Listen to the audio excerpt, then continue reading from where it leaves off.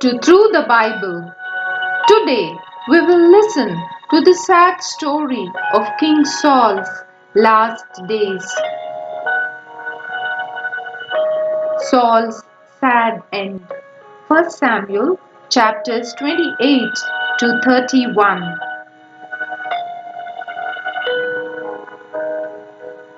The Philistines again made war on Israel. King Saul had drawn his Israelite armies together in the plain of Jezreel, a place near Shunem, at the foot of Mount Gilboa.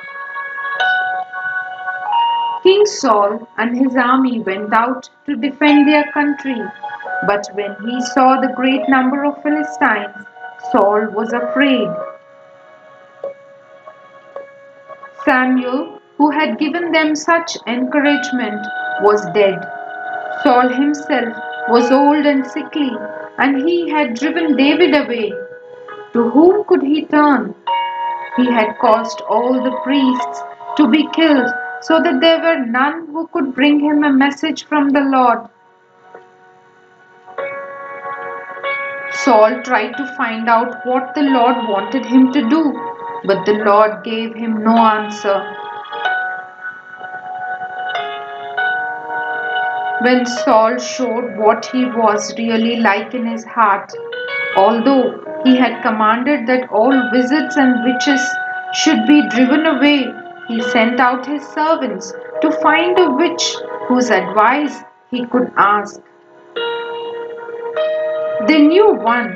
She lived not far from the camp, at a place called Endor.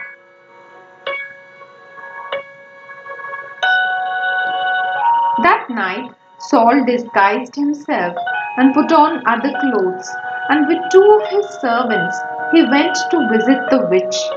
The witch was afraid though, but her mysterious visitor promised, in the name of the Lord, that no harm would come to her for what she did, and she was satisfied.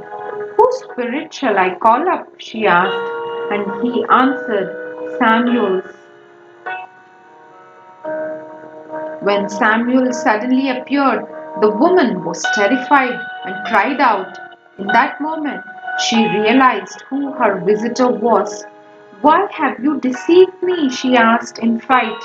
You are Saul. But Saul told her not to be afraid and asked her what she had seen. Her reply was that it had been an old man, like a god in appearance, but with a long white beard and wearing a mantle. Saul then knew that it was Samuel, and he bowed himself down. Then suddenly out of the darkness came the voice of Samuel. Why have you disturbed my rest? Fearfully, Saul explained, I am in great trouble. The Philistines are making war against me, and I can get no answer to my prayers and no promise of help from God. That is why I have called you to ask you what I must do. Then the spirit of Samuel answered, Why then are you troubling me if the Lord has turned from you and become your enemy? Did I not warn you about this? Did I not tell you that because of your disobedience, the Lord would take the kingdom away from you and give it to your neighbor, David? I tell you now that tomorrow the Philistines will defeat Israel, and by this time tomorrow night, you and your sons will be with me. When Saul heard that, he collapsed to the ground. After a while, his servants and the witch picked him up and placed him on the bed and gave him a little food to strengthen him. Then he and his men returned to the camp, but all the courage had gone from them.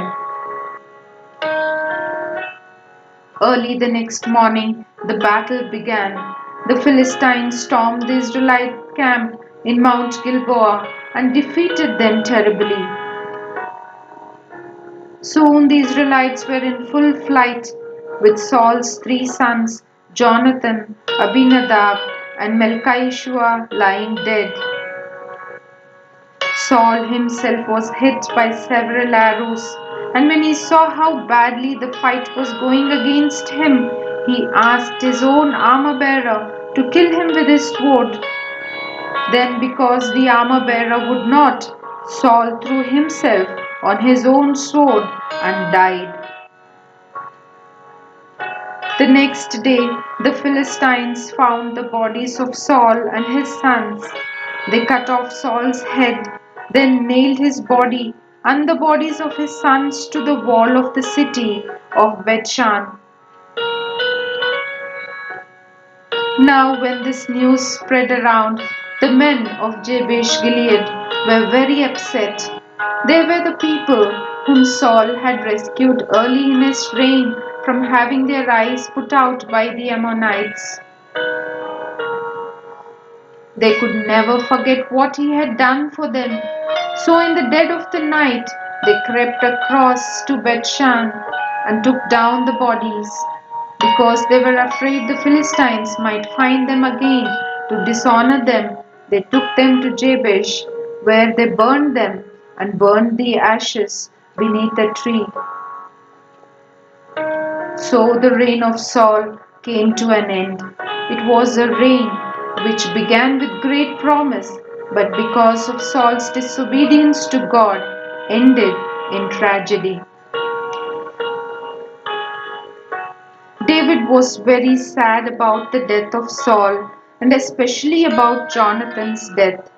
He composed a lament, a song of sorrow, which he called the Song of the Bow, and ordered that all the people of Judah should learn it. Here are a few verses from the song. The beauty of Israel is slain upon thy high places. How are the mighty fallen? Tell it not in Gath, publish it not in the streets of Ashkelon, lest the daughters of the Philistines rejoice. Saul and Jonathan were lovely and pleasant in their lives, and in their death they were not divided.